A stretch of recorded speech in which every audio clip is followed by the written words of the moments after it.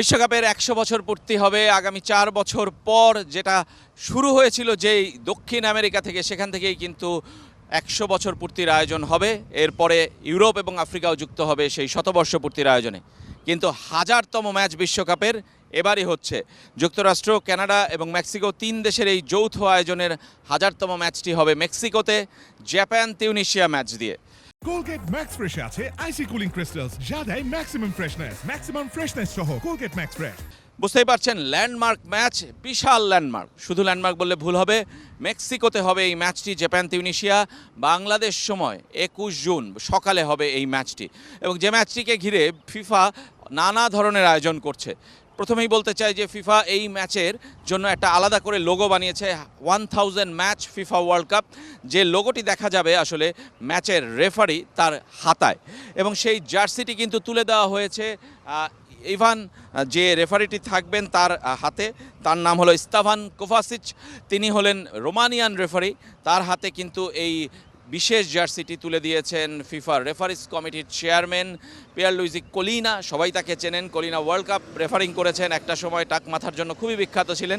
তিনি কিন্তু এই জার্সিটি তুলে দিয়েছেন, যে জার্সিতে শুধু 1000 ম্যাচ লেখাই নয়, থাকবে হলো একটি গোল্ডেন স্ট্রাইপ, এডিডাসের গোল্ডেন স্ট্রাইপ, যেটি কিন্তু প্রমাণ করবে যে শত ম্যাচ নয়, 1000 ম্যাচের স্বীকৃতি পাবে সেই ম্যাচটি। সেটারই আসলে স্মারক হিসেবে এই গোল্ডেন স্ট্রাইপটি দেওয়া হয়েছে। বিশ্বকাপের প্রথম ম্যাচটি কোথায় হয়েছিল সেখানেও কিন্তু জড়িয়ে আছে এই যুক্তরাষ্ট্রের নাম। প্রথম ম্যাচটি কোথায় হয়েছিল আপনারা জানেন, উরুগুয়েতে, মন্টেভিডিওতে, এবং সেই ম্যাচে অংশ নিয়েছিল ইউএসএ বেলজিয়াম। ইউএসএ ৩-০ গোলে বেলজিয়ামের বিপক্ষে জিতেছিল সেই ম্যাচে। সুতরাং যুক্তরাষ্ট্রের নাম সেখানেও জড়িয়ে, এবারের বিশ্বকাপেও যুক্তরাষ্ট্রের নাম জড়িয়ে। কিন্তু অবাক করা ব্যাপার, একটি ম্যাচ নয়, দুটি ম্যাচ কিন্তু আসলে বিশ্বকাপের প্রথম ম্যাচ। ফিফা সেভাবেই স্বীকৃতি দেয়। ফ্রান্স যেখানে ৪-১ গোলে মেক্সিকোকে হারিয়েছিল, এই দুটি ম্যাচকে ফিফা ১০০তম ম্যাচের স্বীকৃতি দেয়।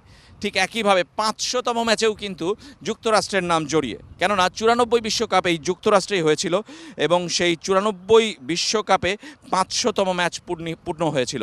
এবং যেখানে দুটি ম্যাচ সেখানে গ্রিসকে ২-০ গোলে হারিয়েছিল নাইজেরিয়া, আর আর্জেন্টিনাকে ২-০ গোলে হারিয়েছিল বুলগেরিয়া।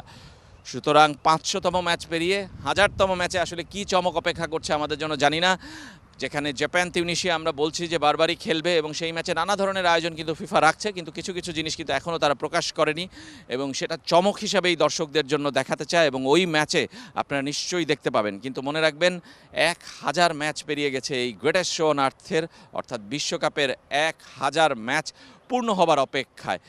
সামনে আরও কতটা পথ রয়েছে আমরা জানি না, অনন্তকাল ধরে বিশ্বকাপ চলবে, কিন্তু যে ১০০০ ম্যাচ আমরা দেখছি কিংবা দেখেছি, যারা দেখতে পারেনি আগের প্রজন্ম যারা দেখেছে, প্রত্যেকটা ম্যাচই কিন্তু আকর্ষণীয় কিংবা আকর্ষণের কেন্দ্রে ছিল। সবাই ভালো থাকবেন, আজকের মতো এখানেই বিদায় নিচ্ছি।